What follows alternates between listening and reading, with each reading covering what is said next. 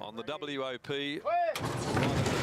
They're off and racing as well, and it was Cockatiel the first to jump. Now over there is back being bustled along, and also back with her is Luke's Choice, who's settled further back in the field than probably most had expected. Into the back they travel now, and the early leader will be Ayoka Frost, which has gone to the lead from Jupiter's Sun, who'll sit up outside of it, and Cockatiel will posse up running third down on the inside of Lord Sadler. A length and a half away then is Blitz Glory, down near the inside of Luke's Choice, going up to keep it company, and only 2 lengths behind those over there as they travel down the back. And as they reach the 1150, Ayoka Frost is the leader by a little more than a length. Jupiter's Sun fighting for a bit of rain against Castle is second, just with a tendency to get its head in the air. Cockatiel the grey third on the rails, being followed by Lord Sadler fourth, enjoying a good run. Over on the inside next is Blitz Glory. When they left the back at the 850 metre mark, Luke's Choice and a length and a half over there, much closer to Luke's Choice as they head down the side than at their last encounter. And at the 650, Ayoka Frost is getting it cosy there. There's been no real pressure applied, and Ayoka Frost will bring them up to the home corner, 3/4 to a length in front from Jupiter's Sun. A little more speed going into the race now. Cockatiel a length and a half away on the inside. Lord Sadler's under heavy pressure.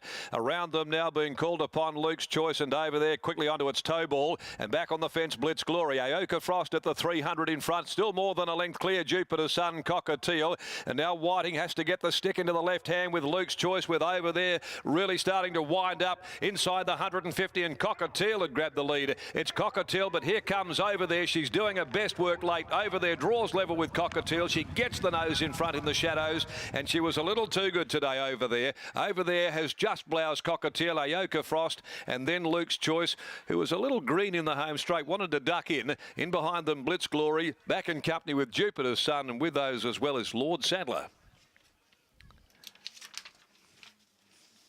Number 2 is the winner over there, ridden by Chris Parnham. Picks up Cockatiel in the final couple of strides there. You could see that she was warming to the task, and she got the upper hand inside the last 30 to 40 metres of the event. Luke's Choice, Whiting had to quickly put the persuader across there into the left hand. The horse had that tendency to lay in, and it raced below expectation, well below it. And Ayoka Frost, which had led them for a majority of the race, held on to third from Luke's Choice, who peaked on its effort.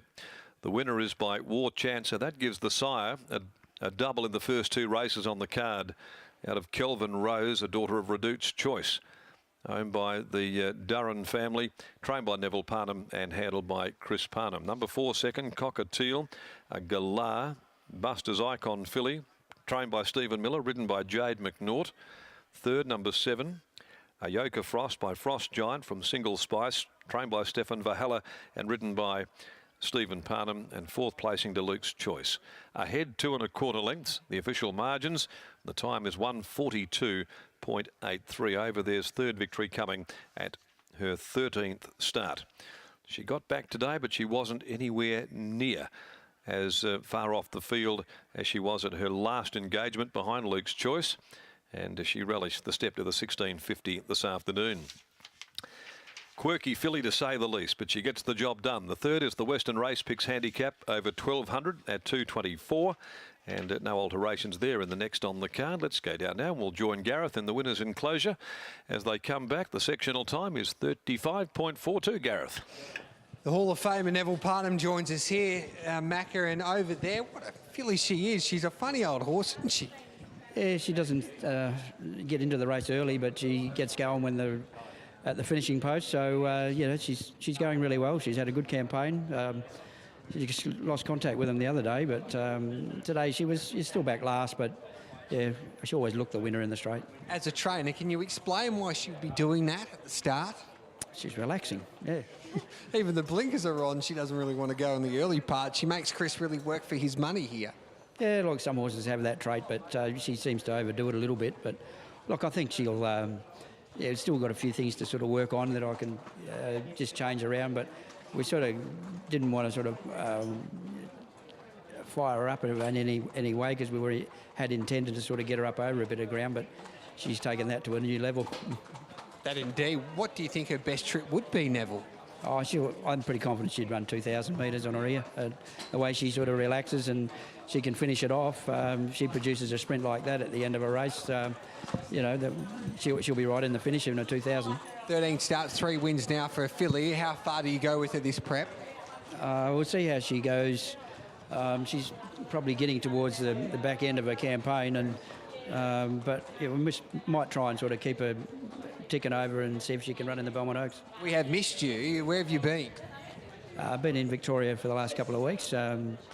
Been looking after Malibu and another filly I got over there. But yeah, he ran well on Saturday, and he'll head towards the Winter Series final over there in Flemington in a few weeks' time. But he might have one run between. Well done. Thank you. There's Neville Parham, Christopher Parham. His son is joining Brittany Taylor now.